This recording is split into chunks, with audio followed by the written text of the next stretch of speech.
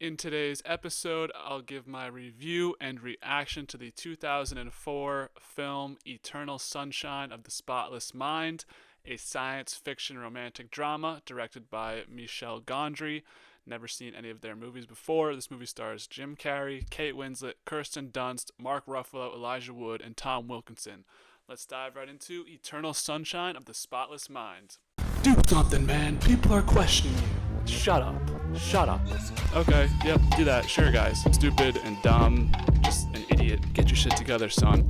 Fuck it. I loved it. Welcome to the Dub Cast.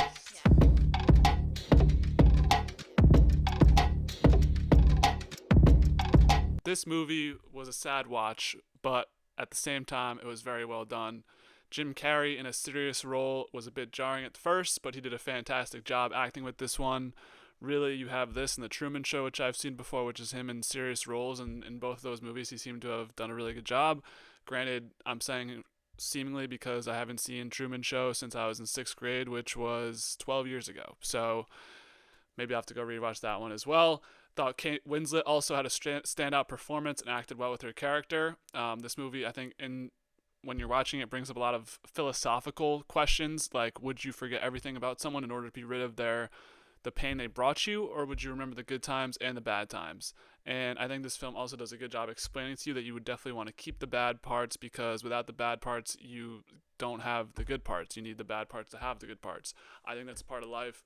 I actually was talking about that a little bit on my Arrival review. Kind of a not a running theme, and it wasn't the exact same, but feels like that was a strong theme in both of the movies. I think in both case scenarios for Mary and Clementine, and well, I don't know why I said Mary, Clementine and Joel. Oh, Mary, because Mary's the assistant. In both case scenarios, they both end up falling back in love with the person anyway. So it's like, might as well have all these good times together, instead of just forgetting all the bad parts and completely forgetting about them. So them both originally going back to who they were originally in love with anyways, after having the memory removed, I think that was kind of added on to the theme of the movie as well.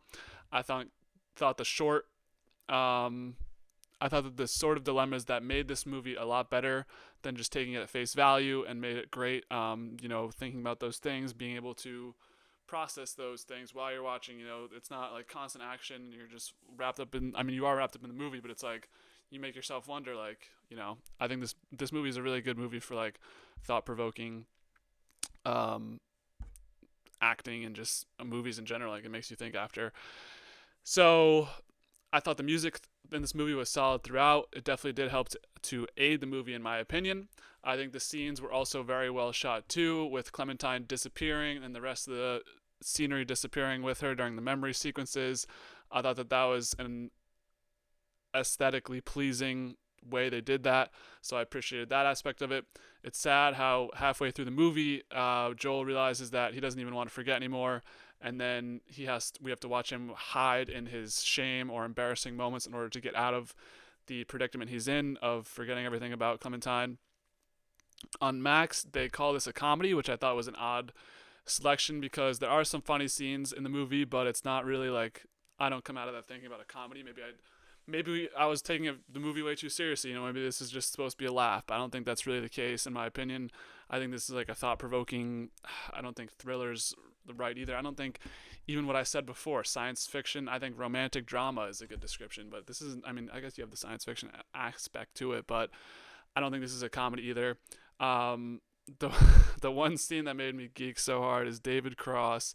Um, he's Joel's friend through the movie, and at that first part where he learns that Clementine forgot about him and that whole scene just made me geek when him and his wife were like bickering back and forth, and she throws the laundry on him. I don't know why that made me laugh so hard.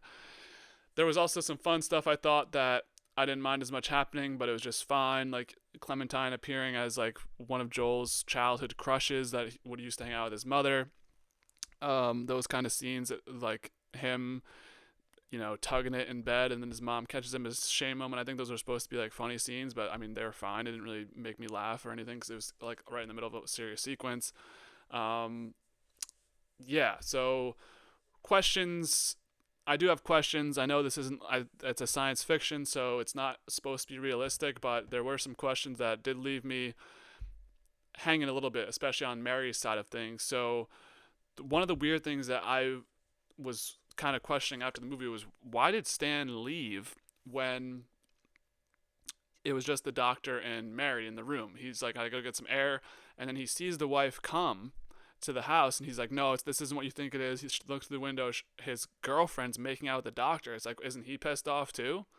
I don't know. I feel like he might have knew about the surgery that happened to remove her memory. I mean, we pretty much get the idea that, well, Patrick's bad, Mary like doesn't really know what's going on, the doctor's kind of bad, so those are all kind of bad group of people. I think Stan's in that group as well, but that was something that stuck out to me as like an unanswered question. I know it's a movie, so there's going to be unanswered questions. Also, why did she immediately go back to the doctor when Stan was right outside? Like, if he could have walked back in on any moment, you're just making out with the doctor.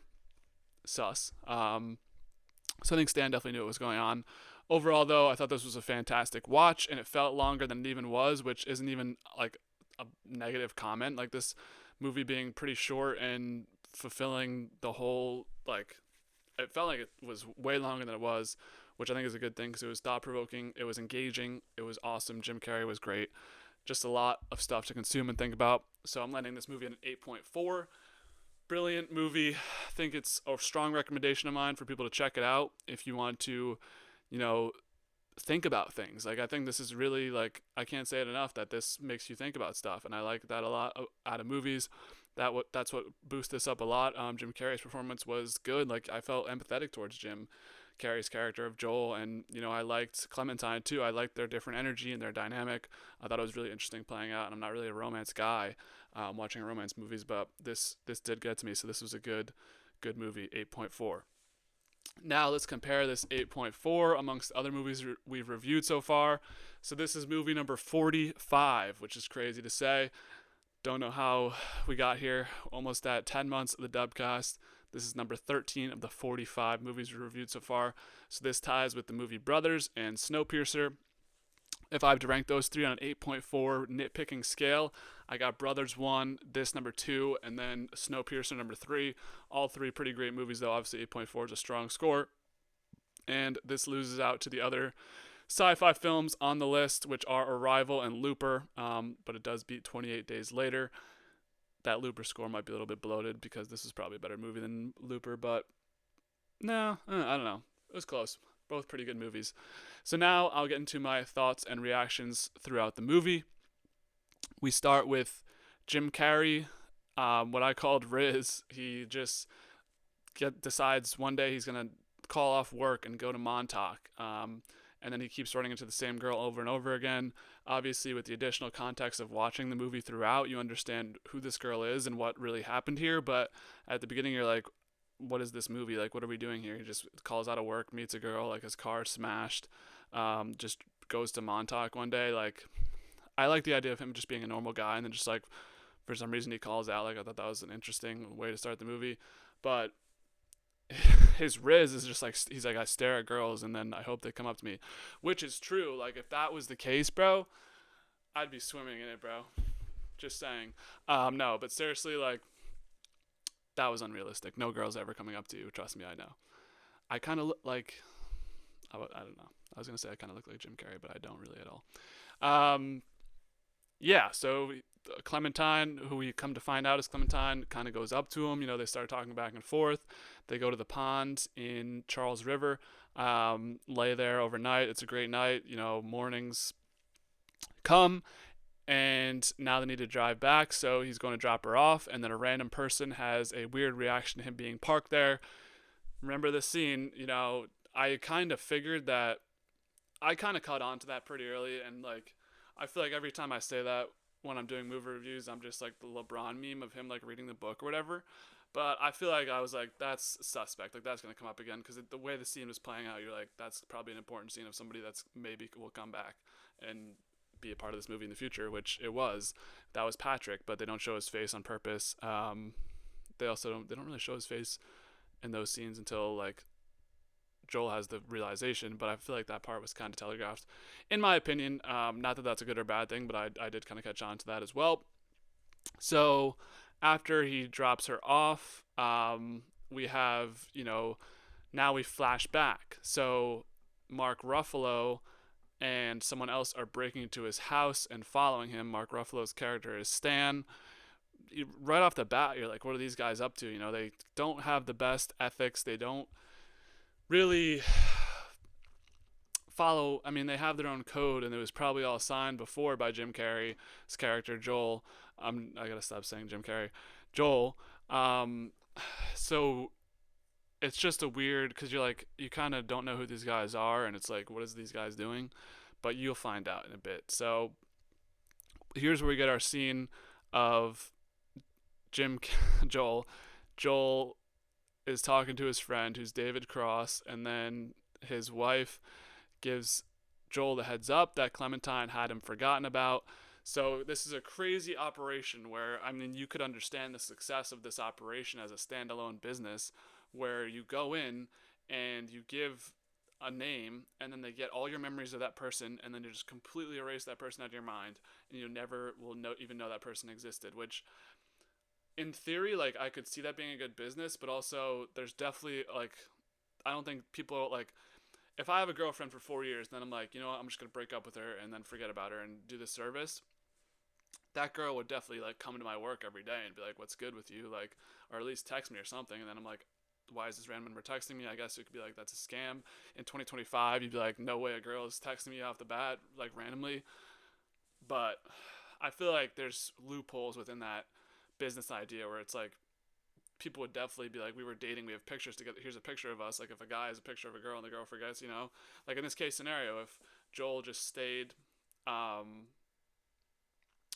didn't want to forget about her, but maybe that's like the double business idea, Shark Tank idea, where you if you forget about the person, then you also entice the other person in the relationship to forget about them as well. Just thinking about that stuff on the fly right now, but I feel like it's not a sustainable business model because people are always going to like go back to what they were, like as we see Mary and Clementine and Joel all do, or you'll have like the person like Joel before he gets his mind erased that will be out there and be like going to Clementine every day and be like, "What's up?" I mean, Joel's not an aggressive person. Their relationship didn't really end on like the best of terms, but he was nice about it and like went to go see her in the store and then she's kissing a guy. Like that could have gone really bad in front of him. That could have gone really bad for him if Joel was like a more aggressive, like angry ex. And I think that's something that would affect the business. I don't know why I'm going so deep into this business, but I'm poking loopholes, and I don't think that this would work in real life because it would take both the people to forget about it. If only one of them people forget about it, the other person would like text the other person, call the other person, see them at work, find their house, visit them, be like, we're together, we have pictures, and that would just break the person's brain who was quote unquote forgotten about them. But I guess if you incinerate all the memories, but the other person might have stuff as well, because I mean Joel's character had like a quadrillion memories and things of her, not memories like mementos. So yeah, I don't think this business would work in the real world. Hence the science fiction tag on this movie. So all that to say, that scene with David Cross is one of the funnier scenes. I don't. I was watching with two of my friends, and like I know this is a very serious movie, but I couldn't. I almost like started bursting out laughing. I was like trying so hard to contain myself. I don't know why David Cross. I mean, the man's a legend. He just makes me laugh completely wherever movies he's in. So once Joel gets that little card from David Cross, we learn that Clementine had a drug to completely forget about Joel, and he finds the doctor's office where this operation took place, and he says, "I want to do this myself." And I think this is a really rational reaction because it's kind of an unfair imbalance if you're going to have this go on, if you're dating somebody and then they're just like, I'm going to completely forget about you and there's nothing I can even do to remember you because you're out of my brain forever. Then what's the point of being the other person? It's like if I'm sad about this and like the whole point of the movie is that you wouldn't want to do that because you'd rather have the bad times with the good, in my opinion, which they do a good job explaining. But in the short term, if you're like Joel, where he's so torn up about this, and he goes to see her at work and she's already got a new boyfriend and she's living her life, it's like, why am I here remembering her? Like, fuck it, So I think that was that initial reaction. Obviously, Joel comes to regret it, but a lot of people would do that and forget about it as well. Doubling down on my Shark Tank idea, money maxing. No, I don't know. But yeah, so Joel now has begun this operation, and this is like a crazy, I've never taken psychedelics, so I don't know if this is what it's like, but he has like a crazy experience seeing many different versions of himself from before. I think this is when he's starting to put all of his memories together of Clementine, and then he's able to see like his past versions, the future versions of himself at the beginning. It's really weird because he's like in the room with himself at the procedure room. So that was a little bit trippy of a scene. But yeah, so we find out everything. So basically, it works in reverse order. They erase your latest memories first, and then they go back and erase your memories from the beginning. So the reason they broke up, she comes home. They end up living together. Clementine comes home late, and he believes that she slept with someone else. And he says, "I assumed you did. That's how you get people to like you." And that blows Clementine right up because Clementine right up because that's a really just that's a mean comment. People out there, you don't need to bang people just to like people. Like that's really, I think that's a little bit sexist charge. Like that was an uncharacteristic quote from our uncharacteristic line from Joel. Even what we've learned so little of him. So I mean, we learned a decent amount about Joel, but it's like that was even uncharacteristic for him. And I think both people are wrong in this scenario because I think Clementine overreacts to this a lot because when someone's if you love someone that much and they're so angry at you in that moment, it's like that's not really them. And drunk words or sober thoughts, whatever bullshit you want to say, but it's like all the time we say stuff we don't mean. We're humans, we make mistakes. So I think this could have been resolved. I mean, Clementine fucked up the car. Maybe it's like, let's just sleep here tonight and we'll figure it out in the morning. Like things got aggressive, things got angry, and you know I think maybe they could have cooled. They will end up getting back together and trying again. So it's like whatever. But I don't know. I think that was a stupid comment, stupid overreaction. She's like walking on the street alone in the winter at like 3 a.m. in New York City, I think. So it's like it was sad. It was sad to watch because even though we don't even know these characters really, it's like the end of the relationship. So yeah, we learned about our little friend Patrick, played by Elijah Wood. I think Patrick, I mean, you have some very bad ethical characters in this shady morals in this film. I think Patrick is the worst of them all, because he fell in love with Clementine while they're doing an operation on her. So already out of the bat, that's ethical code like way worse than what the doctor does, because the doctor was in love with Mary before the operation, and Mary actually liked him back.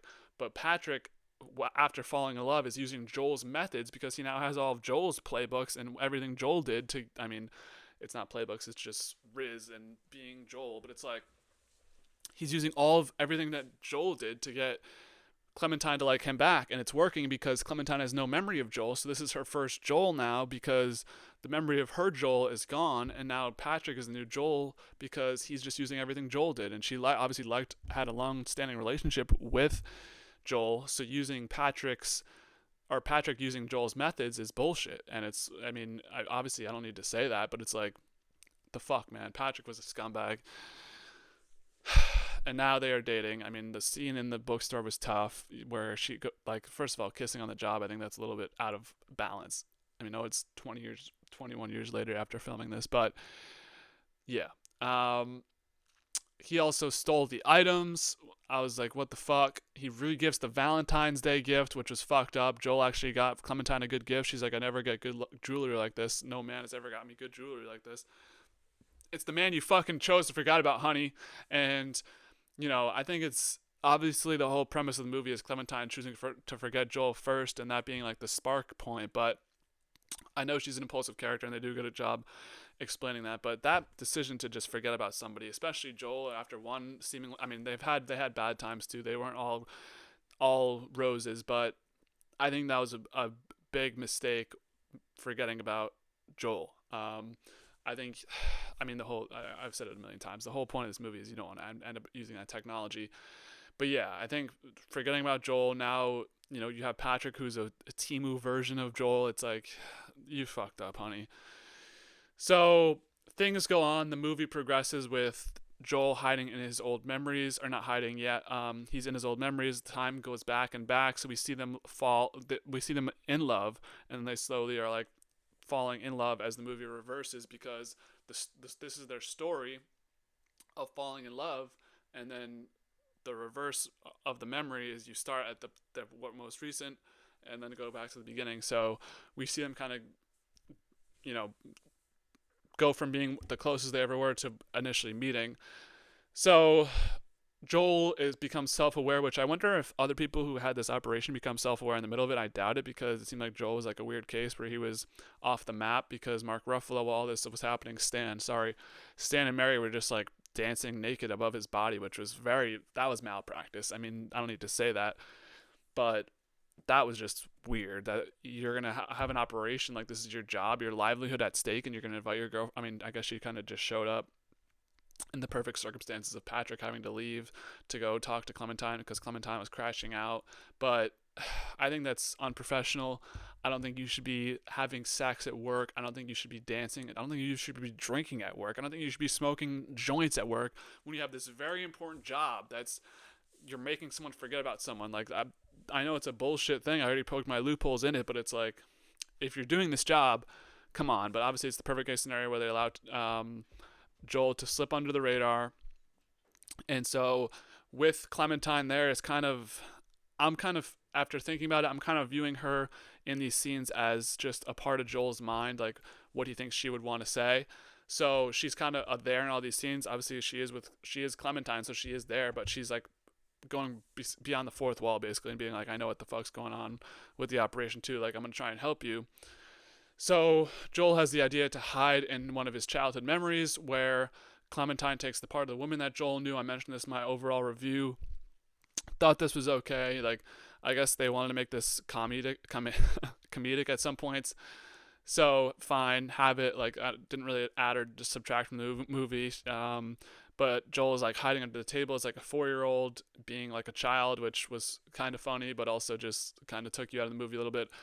Anyways, we have Howard. Now that the operation taking place in Joel's house is kind of going south, he's able to hide in his memories. Things have gone wrong because Stan checks back on the computer. He's like, oh fuck, I don't know where he is in the map, because that's they figured this whole thing out as a map of all of Joel's memories. So him being off the map, he doesn't know where Joel has gone. That's where he calls in the big guns. Howard, the big doctor, wakes him up and goes overnight, and he gets him out of the hiding spot in the memory. I think this happens once again as well. So I didn't do my proper research on this, but Mary, once Stan takes a step out, drops the line of the movie to the doctor, to Howard. And yeah, once it's, something weird's happening because she's like Pope Alexander or something, Alexander Pope, whatever. And then he's like, the doctor catches on to, he's like, he corrects her and then smiles at her like, are these two actually like to get like gonna bang or something? And then, yeah, they make out. That was a big what the fuck scene, but you learn later on what happened. Mary had the procedure with Howard. I don't know how she found this. Oh, because he made a comment after they were making out and they got caught by the wife. The wife pulls up and is upset, obviously, with Howard falling. I don't know. I don't think the wife was ever aware about Howard, but Howard getting up in the middle of the night and having to go to a house to like do something. I think that was suspect on her end, so that's why she followed. But Mary having the procedure done herself, which was a crazy, crazy twist. She goes back and finds her file. Yeah, I mean, poor Mary, dude. First of all, Mary, you're a good-looking woman. You need to be with this old doctor who's using you and then makes you forget. He remembered, by the way, and then now he went for it again and made out with you again and ruined his own relationship. Like, the doctor's number 2 on my scum list behind Patrick. But I mean, that quote, it's Eternal Sunshine of the Spotless Mind. It has something to do with Jim Carrey's map and spots, and I had a good interpretation of it, but I didn't write down the full quote. That's on me, guys. Feel free to leave your comments about that quote because I know it's a very important quote. That's where you get the movie title dropped. So we're at the end of the road of Joel's memories. His last memory is the first time he ever met Clementine, and it's not the time on the train that we saw. I kind of caught on to that with the blue hair because she had blue hair in the present. She had blue hair at the beginning of the movie. The rest of the movie, she kind of had red hair, different colors of hair. So the last memory is the first memory that they meet at a beach, and now they say goodbye. They essentially Clementine just broke into a house because she was like fuck it, but she is an impulsive character. And then she whispers to him, "Meet me in Montauk." That's where I was like, "What's going on here?" Because how would she know to meet him? And like, they both just essentially go back to Montauk on their own free will, which I don't know if that's like supposed to be like a spiritual thing, if that was just like coincidence. I don't think it was coincidence because in the beginning I remember seeing them like she was creeping on their house as well, and he was standing there too, but they weren't talking. And then they go back to on the train. That's when she finally talks to him. But I think there's some sort of divine intervention of them. Maybe it was like a meeting of the minds, but she already had her operation done, so I don't know what inside Joel made him be like, go back to Montauk tomorrow and call out of work. I mean, it's just like kind of an instinctual thing that he does. Clementine does the same. She goes to Montauk as well, and that's where they meet again. So really interesting stuff there. I don't know. I don't even have an explanation. Like I can't even think of what that was. Maybe just they knew that they'd meet in Montauk. I don't know, but a nice scene of them meeting together for the first time. Joel had a girlfriend at the time too, and broke up with her for Clementine, which I thought was an interesting kind of twist on that. But he knew right away that he would rather be with Clementine. Probably one of those situations where like he was with Naomi and she was chill, but it's like Clementine could be so much more. It could be a lot more fun. So that's how they eventually meet. Also with David Cross there, like flying planes. Irrelevant plot point. I just have to mention David Cross at every turn. So Mary, with her new revelation, decides she's also going to inform all the other people who've had this operation done. So everyone gets their tape in the mail, including Clementine, including Joel. And Clementine puts, after getting her tape, is when we go back to the beginning of the movie where she went inside to go get her toothbrush and go back in the car with Joel. So she gets it on her desk, puts it into the player, CD player, or to the VCR player, whatever, and listens to the tape. And they're like, what the fuck is this? Like crazy she thought Joel was setting her up. She thought this was some sort of psyop or something. But no, I mean, Joel has no idea what's going on either because he gets his tape too. And then they have a conversation in his place in the hallway. They're okay restarting this again, knowing what they know, that they eventually did end up hating each other. And I think this relationship will go worse and worse because they have the tape already of what their past self said, so they'll notice that again and just harp on that. Like, I think that's a bad trajectory for this relationship. But I do like the ending of them being like, you know what, let's do it again because we fucked up. I mean, I agree. I think if you're gonna if just off what we were shown of that scene of them breaking up, I thought that was like kind of a stupid thing that maybe we could just sleep off, get it back together in the morning. One scene was that happened, I forget at what point in the movie this happens, but they throw the tape out the window. So I thought that was kind of a symbolism for what would happen later. Like they would show that again, that someone would throw the tape out the window. I thought that maybe Joel would throw Clementine's tape out the window here and then they would just live their life. But no, both of them hear the tapes, which I think is a bad thing for their relationship, but them getting back together, I like it. Fine with that ending. So that's it. Eternal Sunshine of the Spotless Mind. Great movie. Didn't even know what to think of this heading in. Shout out to my friend who recommended this movie. It was a good one. It was a good watch. Didn't take my full copious notes that I usually do, but we still had a lot to talk about here. So thank you guys so much for sticking along for the ride. Next movie reviews, we got Man on Fire, and then we got Fracture. Besides that, more TV show content coming. Super Bowl is over now, so we're here, back on the TV show grind. Expect all the things, reactions, reviews, maybe some character tier lists mixed in where possible, catching up with live shows as well. So we have White Lotus coming on February 16th, Survivor back late February, Daredevil, Born Again, March, You Season 4, April, Last of Us Part 2, more stuff coming, the Game of Thrones show over the summer. Like, we're going to be covering all this live. I'm ready to dubcast it up, bro. Without stupid ass football on every night. We're here. We're ready. NBA playoffs coming up. March Madness. It's going to be a great time at the dubcast. So would appreciate you if you stick along and subscribe. If not, all good. Feel free to dislike or like the video, comment, and yeah, check us out on all social medias. So make sure, guys, if you ever are in this situation, do not choose to forget, because you need to have the bad memories in order to enjoy the good even that much more. So I'll leave you on that, and as always, be easy, guys.